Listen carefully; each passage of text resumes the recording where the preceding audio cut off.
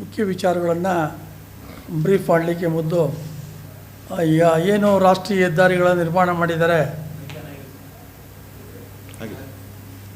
ಅಲ್ಲಿ ಟೋಲ್ ಗೇಟ್ಗಳನ್ನು ನಿರ್ಮಾಣ ಮಾಡಿ ಹಣ ವಸೂಲಿ ಮಾಡ್ತಕ್ಕಂಥ ಕೆಲಸ ನಡೀತಾ ಇದೆ. ನಾವು ಹೇಳೋದಿಷ್ಟೇ, ಪಂಜಾಬ್ ರಾಜ್ಯದಲ್ಲಿ ಈ ಎಲ್ಲ ಟೋಲ್ಗಳನ್ನು ರದ್ದು ಮಾಡಿದ್ದಾರೆ. ವಾಹನ ತೆರಿಗೆದಾರರು ಟ್ಯಾಕ್ಸ್ ಕಟ್ಟಿ ರಿಜಿಸ್ಟ್ರೇಷನ್ ಮಾಡ್ಕೊಂಡು ವಾಹನ ತಗೊಂಡ್ಮೇಲೆ ಮತ್ತೊಮ್ಮೆ ಯಾಕೆ ಟ್ಯಾಕ್ಸ್ ಕೊಡಬೇಕು ನಿಮಗೆ ಅನ್ನುವಂಥ ವಿಚಾರ ಇಟ್ಕೊಂಡು ಇಡೀ ರಾಜ್ಯದಲ್ಲಿ ಟೋಲನ್ನು ಬಂದ್ ಮಾಡಿದ್ದಾರೆ. ಅದೇ ರೀತಿ ಕರ್ನಾಟಕ ರಾಜ್ಯದಲ್ಲೂ ಕೂಡ ಟೋಲನ್ನ ಬಂದ್ ಮಾಡಬೇಕು ಅಂತಕ್ಕಂಥದ್ದು ನಮ್ಮ ಮುಖ್ಯವಾದ ಉದ್ದೇಶ. ಈಗಿರ್ತಕ್ಕಂಥ ನಿಯಮಗಳಲ್ಲಿ ಟೋಲ್ನ ಸುತ್ತಮುತ್ತ 8 ಕಿಲೋಮೀಟರ್ ವ್ಯಾಪ್ತಿಯಲ್ಲಿ ಯಾವುದೇ ಹಳ್ಳಿ ಬರಲಿ ಅಲ್ಲಿನ ವಾಹನ ಸವಾರರಿಗೆ ವಿನಾಯಿತಿಯನ್ನು ನೀಡಿದೆ ಸರ್ಕಾರ. ಆದರೆ ಇವರು ಅದನ್ನು ಆಚರಣೆಗೆ ತರ್ತಾ ಇಲ್ಲ. ಮತ್ತು ಎರಡನೇದಾಗಿ ಕೃಷಿ ಉತ್ಪನ್ನಗಳು, ರೈತರ ವಾಹನಗಳನ್ನು ವಿನಾಯಿತಿ ನೀಡಿದ್ದಾರೆ. ಆ ಒಂದು ವಿನಾಯಿತಿ ನೀಡಿದರೂ ಕೂಡ ಬನ್ನಿ ಮಂಜುನಾಥ್, ವಿನಾಯಿತಿ ನೀಡಿದರೂ ಕೂಡ ಇವತ್ತು ಕೃಷಿ ಉತ್ಪನ್ನಗಳ ಸಾಗಾಟ ಮಾಡುವಂಥ ವಾಹನಗಳೆಲ್ಲ ತಡೀತಕ್ಕಂಥದ್ದು, ಮತ್ತು ಶುಲ್ಕ ವಸೂಲಿ ಮಾಡುವಂಥದ್ದು, ದಬ್ಬಾಳಿಕೆ ಮಾಡುವಂಥದ್ದು, ಇದು ವಿಪರೀತ ಆಗಿದೆ. ನಾವು ಹಲವಾರು ಬಾರಿ ಎಚ್ಚರಿಕೆ ಕೊಟ್ಟಿದ್ದೀವಿ, ಆದರೂ ಕೂಡ ಇದು ನಿಂತಿಲ್ಲ. ಇದರ ಬಗ್ಗೆ ಏನು ನ್ಯಾಷನಲ್ ಹೈವೇ ಅಥಾರಿಟಿಯವರು ಕ್ರಮ ಕೈಗೊಳ್ಳಬೇಕಾಗ್ತದೆ. ಅವ್ರು ಯಾಕೆ ಕಣ್ಮುಚ್ಚ ಕೂತಿದಾರೋ ಗೊತ್ತಿಲ್ಲ. ಆ ಹಿನ್ನೆಲೆಯಲ್ಲಿ ಏನು ಟೋಲ್ ನಾಕ ವಸೂಲಿ ಮಾಡ್ತಾಯಿದ್ದಾರೆ ಅದನ್ನು ರಾಜ್ಯಾದ್ಯಂತ ಬಂದ್ ಮಾಡಬೇಕು ಅನ್ನುವಂಥ ವಿಚಾರ ಇಟ್ಕೊಂಡು ಇದೇ ತಿಂಗಳ 23ನೇ ತಾರೀಕು ನಾವು ಒಂದು ಟೋಲ್ ನಾಕ ಮುಂದೆ ಪ್ರತಿಭಟನೆ ಹಮ್ಮಿಕೊಂಡಿದ್ದೀವಿ. ನಿಮ್ಮ ಗಣನೂರು ಮುಂದೆ ಒಂದು ಬೃಹತ್ ಪ್ರತಿಭಟನೆಯನ್ನು ಹಮ್ಮಿಕೊಂಡಿದ್ದೀವಿ. ಸಂಬಂಧಪಟ್ಟಂಥ ಅಧಿಕಾರಿಗಳು ಬಂದು ನಮಗೆ ಸಮಚಾಯಿಸಿ ಕೊಡಬೇಕು. ಸರ್ಕಾರ ಕೂಡ ಇದ್ರ ಬಗ್ಗೆ ನಿರ್ಧಾರವನ್ನು ಮಾಡಬೇಕು. ರೈತರಿಗೆ ಆಗ್ತಕ್ಕಂಥ ತೊಂದರೆಗಳನ್ನು ತಪ್ಪಿಸಬೇಕು ಅಂತಕ್ಕಂಥದ್ದು ನಮ್ಮ ಒತ್ತಾಯ. ಯಾಕೆಂದರೆ ಸರ್ಕಾರದ ಆದೇಶದಲ್ಲೇ ಇದೆ, ಕೃಷಿ ಉತ್ಪನ್ನಗಳನ್ನು ಸಾಗಾಟ ಮಾಡುವಾಗ ರೈತರ ವಾಹನಗಳನ್ನು ತಡಿಬಾರ್ದು, ಮತ್ತು ರೈತರು ಹೋರಾಟ ಮಾಡಲಿಕ್ಕೆ ಹೋಗುವಾಗ ರೈತರ ವಾಹನಗಳನ್ನು ತಡೆದು ಶುಲ್ಕ ವಸೂಲಿನ ಮಾಡ್ತಾಯಿದ್ದಾರೆ.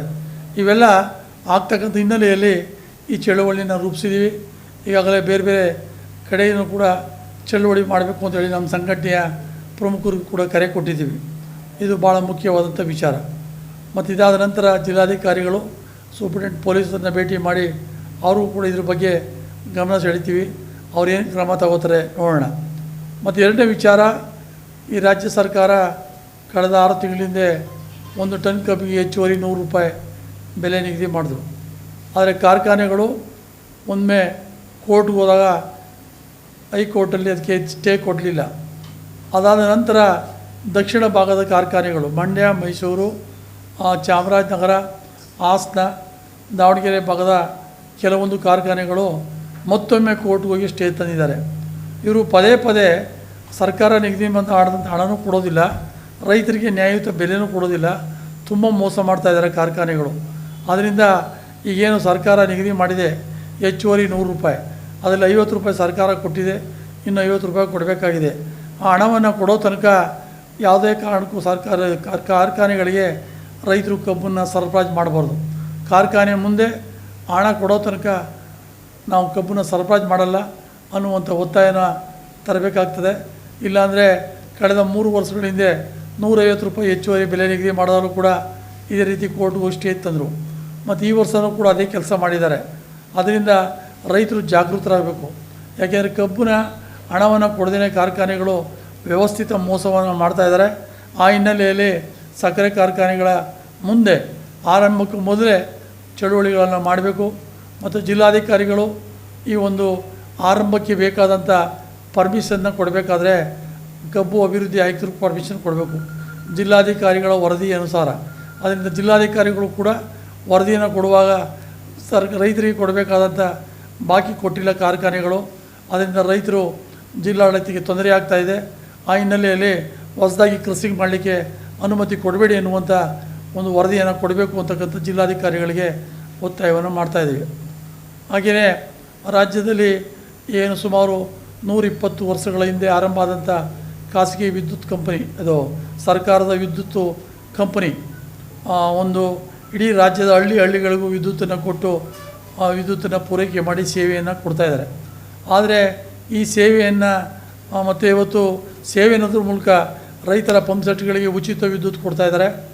ಭಾಗ್ಯಜ್ಯೋತಿ, ಗೃಹಜ್ಯೋತಿ ಮತ್ತು ಬೇರೆ ಬೇರೆ ಸ್ಕೀಮ್ಗಳಲ್ಲಿ ಉಚಿತವಾದಂಥ ಒಂದು ವಿದ್ಯುತ್ತನ್ನು ಕೊಡ್ತಾಯಿದ್ದಾರೆ. ಅದೆಲ್ಲ ಕೊಡ್ತಾ ಇರುವಂಥ ಒಂದು ಸಂಸ್ಥೆಯನ್ನು ನಾಶ ಮಾಡಲಿಕ್ಕೆ, ಇದು ಖಾಸಗೀಕರಣ ಮಾಡಲಿಕ್ಕೆ ಹೊರಟಿದ್ದಾರೆ. ವಿದ್ಯುತ್ ಖಾಸಗೀಕರಣ ಮಾಡಲಿಕ್ಕೆ ಹೊರಟು ಈಗಾಗಲೇ ಟಾಟಾ ಕಂಪ್ನಿಯವರು 17 ಜಿಲ್ಲೆಗಳ ಒಂದು ವ್ಯವಸ್ಥೆಯನ್ನು ನಮ್ಗೆ ವಹಿಸ್ಕೊಡ್ಬೇಕು ಅಂತೇಳಿ ಅರ್ಜಿಯನ್ನು ಹಾಕಿದ್ದಾರೆ. ಅದಕ್ಕೆ ನಾವು ಕೂಡ ವಿರೋಧ ಮಾಡಿ ಈಗಾಗಲೇ ಅದಕ್ಕೆ ಕೊಡಬಾರ್ದು, ಯಾವುದೇ ಕಾರಣಕ್ಕೂ ನೀವು ಖಾಸಗೀಕರಣ ಮಾಡಬೇಡಿ ಅಂತೇಳಿ ಸರ್ಕಾರಕ್ಕೆ ಮತ್ತು KERC ಮುಖ್ಯಸ್ಥರಿಗೂ ಕೂಡ ಮನವಿ ಪತ್ರವನ್ನು ಕೊಟ್ಟಿದ್ದೀವಿ.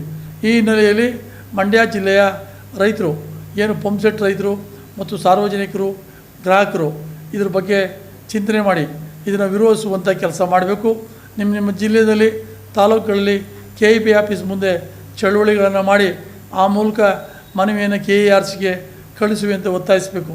ಇದನ್ನು ಜಿಲ್ಲಾಧಿಕಾರಿಗಳು ಮಾಡ್ತಾರೆ ಮತ್ತು KEB ಅವರು ಕೂಡ ಈ ಕೆಲಸವನ್ನು ಮಾಡ್ತಾರೆ. ಈ ದಿಕ್ಕಿನಲ್ಲಿ ಯೋಚನೆ ಮಾಡಬೇಕಾಗಿದೆ. ಒರಿಸ್ಸಾ ರಾಜ್ಯದಲ್ಲಿ ಇದೇ ರೀತಿ ಖಾಸಗಿ ಕಂಪನಿಗಳು ಕೊಟ್ಟಾಗ ಅಲ್ಲಿ 2 ಕಂಪನಿಗಳು ಮಾಡಲಿಕ್ಕಾಗದೇ ವಿಫಲರಾಗಿ ವಾಪಸ್ ಹೋದು ಮತ್ತೆ ಸಮಸ್ಯೆಗಳ ಸೃಷ್ಟಿಯಾಗಿದೆ. ಅದೇ ರೀತಿ ಕರ್ನಾಟಕದಲ್ಲೂ ಕೂಡ ಆಗಬಾರ್ದು.